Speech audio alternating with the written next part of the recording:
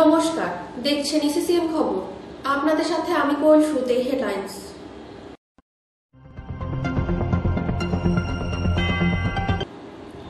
লোকসভা নির্বাচনকে পাখির চোখ করে দিনহাটায় কর্মী সভা অনুষ্ঠিত হল।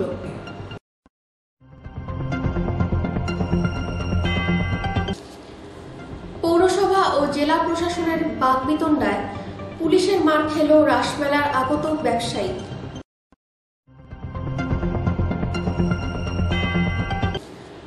মহিলাকে শ্লীলতাহানির অভিযোগ, গ্রেফতার বিজেপি নেতা। আসছি বিস্তারিত খবরে। লোকসভা নির্বাচনকে পাখির চোখ করে দিনহাটায় কর্মী সভা অনুষ্ঠিত হল।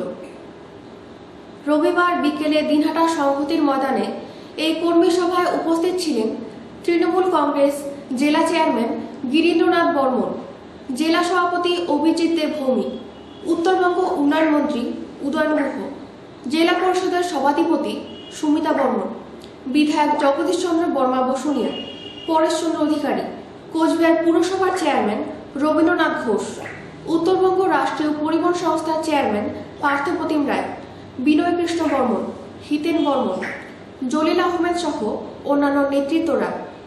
এদিনের এই কর্মী সভায় বছর দুয়েক আগে বিজেপির নবান্ন অভিযানে পুলিশের গাড়িতে আগুন লাগানোর ঘটনায় অন্যতম অভিযুক্ত বিজেপি যুব মোর্চার প্রাক্তন জেলা সম্পাদক, দেশের স্বরাষ্ট্র প্রতিমন্ত্রী নিশীথ প্রামাণিকের একান্ত ঘনিষ্ঠ প্রীতিতোষ মণ্ডল বিজেপি ছেড়ে তৃণমূল কংগ্রেসে যোগদান করেন। কুচবিহার জেলা তৃণমূল কংগ্রেসের ডাকে দিনহাটার সংহতি ময়দানে জেলা ভিত্তিক যে কর্মী সভা, সেই কর্মী সভার সাথী সভাপতি, মঞ্চের সব নেতারা বক্তব্য রেখেছেন, প্রায় সব নেতা, কাজেই সবাইকে আপনারা দেখে নিয়েছেন। শুধু বলছি যে যাদের পেছনে ফোড়া আছে তাড়াতাড়ি উঠে চলে যাচ্ছেন, একটু বসুন। আপনারা যদি অনুমতি দেন তাহলে 15 মিনিট বলবো, আর যদি ব্যথায় কাতর হন তাহলে 2 মিনিটে শেষ করব। আজকের এই সভা কাউকে কৈফিয়ত দেওয়ার সভা না, কোন কিছু প্রমাণ করবার সভা না। এই সভা হচ্ছে শপথ গ্রহণের সভা। সেই শপথটা কি? 1 নম্বর হচ্ছে আগামী লোকসভা নির্বাচনে কুচবিহারকে আমরা ডাকাত মুক্ত করব। হ্যাঁ কিনা? গত নির্বাচনে আমরা হেরেছি 19-এ। আমার দেখা কিছু কিছু কারণের মধ্যে তৃণমূলের কিছু কিছু নেতা বিজেপি প্রার্থীর কাছ থেকে টাকা নিয়েছিলেন। আমি তাদের বলি, যারা এবারও ভাবছেন যে বিজেপির প্রার্থীর কাছ থেকে টাকা নিয়ে ভোট করবেন, তাকে বলবো ওই টাকা নেবার আগে নিজের মেয়ে বোনকে বিক্রি করবেন, সেটা অনেক সম্মানজনক টাকা হবে। ওই নিশীথ প্রামাণিকের কাছ থেকে টাকা নিয়ে ওকে ভোট দেওয়ার চাই। ওই টাকা হচ্ছে হারামের টাকা, ওই টাকা হচ্ছে বেইমানির টাকা। পরিষ্কার করে বলি, ছবি দিয়ে কোনো প্রমাণ করতে হবে না যে আমরা ঐক্যবদ্ধ। আপনাদের কাছে কথা বলবো, যদি দেখেন দিনহাটার সংহতি ময়দানে কি কুচবিহারের রাসমেলার মাঠে উদয়ন গুহ, রবি ঘোষ, হিপি এরা মারামারি করছে, একবার তাকিয়ে দেখবেন, বলবেন যে শালা তোরা মারামারি কর, আমরা তোদের সাথে নেই, আমরা তৃণমূলের সাথে আছি। আমরা ওই নিশীথ প্রামাণিককে যতক্ষণ না হারাতে পারছি ততক্ষণ পর্যন্ত তোরা মারামারি করলেও তোদের পাশে গিয়ে দাঁড়াবো না। এইটা যদি আপনারা সঠিকভাবে শপথ দিতে পারেন, তাহলে নিজের বাঁচার তাগিদে, নিজেকে রক্ষা করবার তাগিদে সব নেতা কর্মী ঐক্যবদ্ধভাবে লড়াই করবে। আমাদের ঐক্যবদ্ধ হতেই হবে, কারণ অনেক বক্তা বলেছেন আমাদের বিরুদ্ধে সংবাদ মাধ্যমের একটা বড় অংশ চক্রান্ত করছে। আমাদের বিরুদ্ধে বিচার ব্যবস্থার একটা বড় অংশ চক্রান্ত করছে, আমাদের বিরোধিতা করছে। আমাদের বিরুদ্ধে বলতে খারাপ লাগে, কুচবিহার জেলা পুলিশের একটা অংশ একেবারে পরিষ্কারভাবে বিজেপিকে মদত দিচ্ছে। তাই আমাদের ঐক্যবদ্ধ হতে হবে। গব্বর সিং বলেছিল, জোর ডর গিয়া ও মর গিয়া। আমিও বলি, তৃণমূলের যে ভয় পাবে সে মরে গেছে ধরে নিন।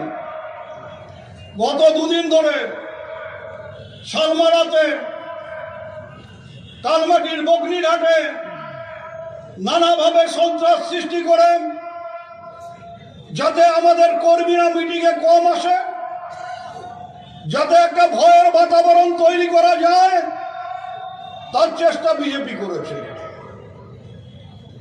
পরিষ্কারভাবে বলে, যেখানে এই ধরনের ঘটনা হবে, একটা মন্ত্রী হয়ে বলছি যে মিষ্টি কথায় কাজ হবে না। ওরা যদি 5টা লাঠি নিয়ে আসে, আমাদের 15টা লাঠি নিয়ে তার মোকাবিলা করতে হবে। হিপি বলেছে, ওই পার্টি অফিস, হিপি জেলা সভাপতি, ভেটাগুড়ি 1-2 পার্টি অফিস অবিলম্বে খোলার বন্দোবস্ত করতে হবে। হিপি দেখিয়ে দিতে হবে, দিনহাটার বুকে দাদাগিরি আমরা মানব না, করতে কাউকে দেব না। আজকে দিনহাটায় সভা হচ্ছে, আমি বলছি এটা দিনহাটার বিধানসভা কেন্দ্র এবং সিতাই বিধানসভা কেন্দ্রের কর্মীদের কাছে আমার আবেদন, বাড়তি উদ্যোগ নিতে হবে। বাড়তি উদ্যোগ নিয়ে দিনহাটার থেকে, ওই যেহেতু ওর বাড়ি দিনহাটা পথ দেখাবে সারা জেলাকে। এবং আমি দিনহাটা বিধানসভা কেন্দ্রের যারা কর্মীরা এখানে উপস্থিত আছেন, যারা বক্তব্য শুনছেন, তাদের পরিষ্কারভাবে বলুন, যদি চান যে 24 সালের পরেও উদয়ন গুহ আপনাদের সাথে থাকুক, উদয়ন গুহ দিনহাটায় পার্টিকে নেতৃত্ব দিক, তাহলে শুনে রাখুন, জিততেই হবে। হারবো, মন্ত্রী করব, মমতা বন্দ্যোপাধ্যায়ের কাছ থেকে টাকা নিয়ে এসে আপনার গ্রামের উন্নয়ন করে দেব, রাস্তা পাকা করব, ড্রেন করব, কালভার্ট করব, বাতি জ্বালিয়ে দেব, আর ভোটের বাক্স ঠনঠনে হবে। সেটা যাতে না হয় তার জন্য আমি নিজে পদত্যাগ করে আপনাদের পায়ে কুড়োলের বাড়ি দেব, যাতে আপনাদের শিক্ষা দিতে পারি যে হয় ভোট এবং তার সাথে উন্নয়ন। আর যদি ভোট না দাও, তাহলে ভোটও দরকার নেই, উন্নয়নও হবে না। কিছু নিতে হলে আবার দিতে হবে। শুধু নিয়ে যাব মমতা বন্দ্যোপাধ্যায়ের কাছে আর দেবার সময় কিছু দেব না, এই জিনিস চলতে পারে না, এই জিনিস হতে পারে না। এবং আমি একটা কথা বলি, আমি হিপিকে বলেছি, আপনাদেরও বলি, সব বিষয়ে ওরা যদি একটা কাঁটা ব্যবহার করেন, আমরা 2টো কাঁটা ব্যবহার করব। আপনারা বুঝে নিন সেটা। আমি বোঝাতে পারলাম কিনা জানি না। কোন ইসিসিএন খবর, দিনহাটা। পৌরসভা ও জেলা প্রশাসনের বাগবিতণ্ডায় পুলিশের মার খেল রাসমেলায় আগত ব্যবসায়ী। ঐতিহ্যবাহী কোচবিহারের রাসমেলা এবারে শুরুতে বেঁধে দেওয়া হয় 20 দিন।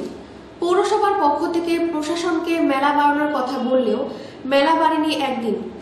তবে মেলা শেষে 2 দিন আগে থেকেই প্রশাসন সূত্রে মাইকিং করা হয়েছে শনিবার মেলার শেষ দিন। রবিবার মেলার মাঠ সকাল 11টায় ফাঁকা করতে বললেও পৌরসভার সক্রিয়তায় মেলার মাঠ ছাড়েনি ব্যবসায়ীরা। সেই মেলার মাঠ ফাঁকা করতে পুলিশকে দেখা যায় লাঠিচার্জ করতে।